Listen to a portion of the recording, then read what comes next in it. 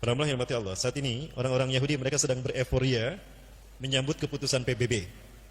Di mana PBB sekarang sudah memutuskan solusi satu-satunya untuk konflik Palestina Israel itu adalah dua negara. Nah, dua negaranya ini. Karena ini bukan keinginan kita. Kalau ini keinginan kita, kalau ini bukan keinginan kita. Dua negara. Di mana kita masuk ke West Bank, ke sebelah kanan itu ada Ramallah. Ramallah itu akan menjadi ibu kota Palestina. Kalau ke kiri itu ke Yerusalem, itu akan menjadi ibu kota Israel. Ini tentu merugikan kita. Kenapa? Karena Israel akan mengambil alih Masjidil Aqsa dari kita, para Allah. Jika memang keputusan PBB tadi disahkan, maka Israel punya keleluasaan untuk menghancurkan masjid ini, kiblat kita yang pertama. Inilah bumi Isra Mi'rajnya Rasulullah SAW. Disinilah Rasulullah bertemu dengan 1.500 Nabi dan Rasul dari Bani Israel. Ya, Rasulullah mengimami salat mereka di bawah lantai ini. Dan sini di bawah lantai ini, sebetulnya ada di bawah lantai masjid ini pun ada masjid lagi. Itu namanya Masjid Marwani. Nah, itulah masjid yang digunakan Rasulullah saat mengimami para Nabi dan Rasul. Dan ini kiblat kita yang pertama, sejak Isra Mi'raj sampai 16 atau 17 bulan berikutnya. Para yang dirahmati Allah, apabila masjid ini dikuasai dan tadi keputusan PBB sudah dicanangkan, maka masjid ini akan dihancurkan. Lupakah kita? Sekarang para pemuda-pemudi Zionis Yahudi sedang berupaya untuk menghancurkan masjid ini. Karena mereka ingin segera membangun Beit Sulaiman mereka. Ini Beit Sulaiman ya, Solomon Temple yang akan mereka bangun untuk menyambut iblis dan Dajjal. Kalau ini tegak sementara kita masih hidup, artinya kita sudah tidak punya arti iman sama sekali. Na'udzubillah. Kenapa? Karena saat itu Dajjal dan iblis menyatakan menang terhadap Islam dan para Nabi dan Rasul kalah. Ini agenda mereka. Ya. Baik, saya perlihatkan bagaimana para pemuda Yahudi mereka sekarang sedang euforia menyambut ya para Allah. Sudah ada yang tahu siapa yang terpilih menjadi Perdana Menteri Israel? Benyamin Netanyahu terpilih kembali untuk menjadi Perdana Menteri di periode yang keempat. Dulu 2 kali, lalu diselingi oleh Ehud Barak, kemudian oleh Ariel Sharon, lalu Ehud Olmert, kemudian dia menguasai kembali Israel dan sekarang beliau terpilih lagi. Para sekalian, targetnya gila apa Allah? Mereka akan menghabisi kaum muslimin di Gaza. Itu target mereka. Ya, ketika saya melihat kampanye mereka ngeri. Semuanya, isu utamanya adalah membantai Palestina di jalur Gaza.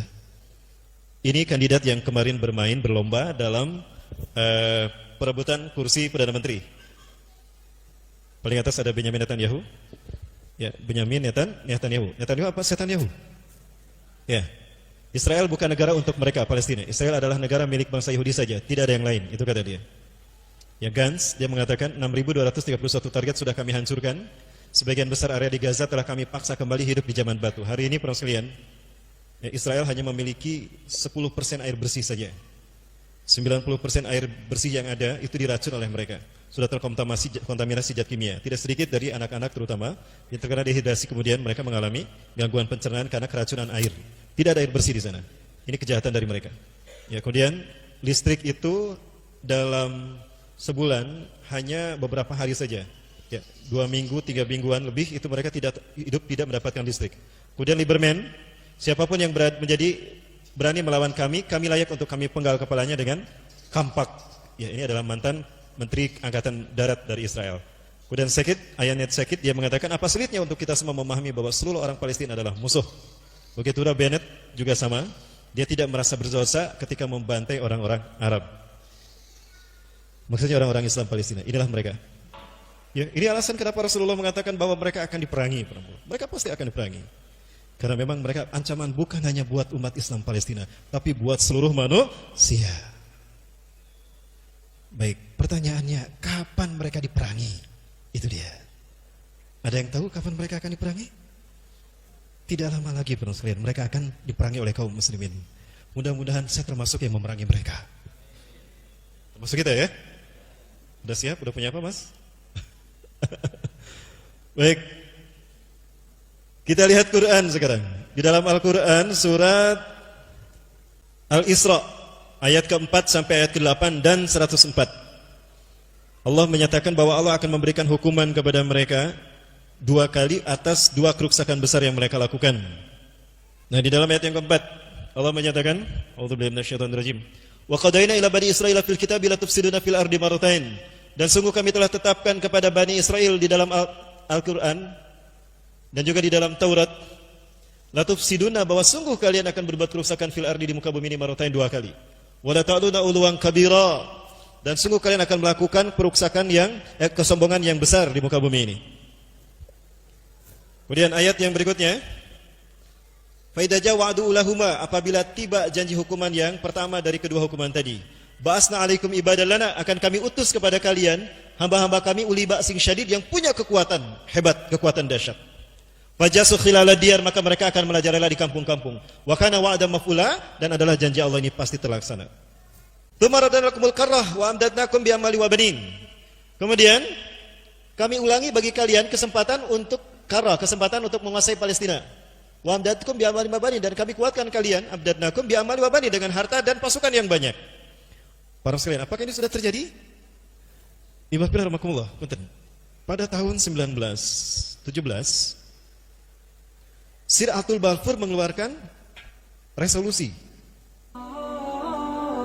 yang isinya memberikan izin bagi Yahudi masuk ke Palestina. Maka sejak saat itu, ketika ini ditandatangani, disampaikan, sejak saat itu 2.000 orang Yahudi masuk ke Palestina setiap bulannya. Maka terjadilah perebutan wilayah. Ya, setiap bulan itu wilayah Palestina berkurang karena 1.000 orang Yahudi datang, dirampas itu tanah milik kaum muslimin Palestina, yang bertahan mereka dibantai. Lalu diratakan rumahnya, dibangunlah pemukiman Yahudi sampai hari ini. Dan bahkan mereka membuat sebuah benteng yang membatasi Palestina dengan Israel yang panjangnya 715 km. Ya, tingginya 8 meter, tebalnya 1 meter. Inilah dinding yang membatasi kemudian Palestina dan Israel. Hari ini belum selesai. Mereka terus melakukan, dan sekarang mereka sedang serius menggarap dataran tinggi Golan. Ya, Amerika, Donald Trump sudah mengatakan bahwa dataran tinggi Golan itu milik Israel. Nah, kemudian pada Perang Dunia Kedua 1942 ya kalau tidak salah. 42 apa 40 berapa? 42 ya. Nah, pada tahun 1942 Perang Dunia terjadi. Hitler saat itu menawan 5.000 orang Yahudi. Lalu Hitler mengirim surat kepada pimpinan Yahudi, kalau tidak salah Theodor Herzl, ke Eropa. Aku menawan 5.000 bangsa kalian. Nah, aku minta kalian menebusnya sekian juta pound sterling. Aku kasih waktu tengah sampai tanggal sekian. Jika tidak, kami akan menghabisi mereka. Nah, dikirimlah utusan dari Israel untuk melihat mereka. Ketika dilihat ternyata kakek-kakek, nenek-nenek, bapak-bapak, ibu-ibu, anak-anak. Oh, kami tidak butuh mereka. Yang mereka ambil itu hanya pemuda saja dan pemudi. Karena kami butuh mereka untuk mendirikan negara Israel, merebut tanah Palestina.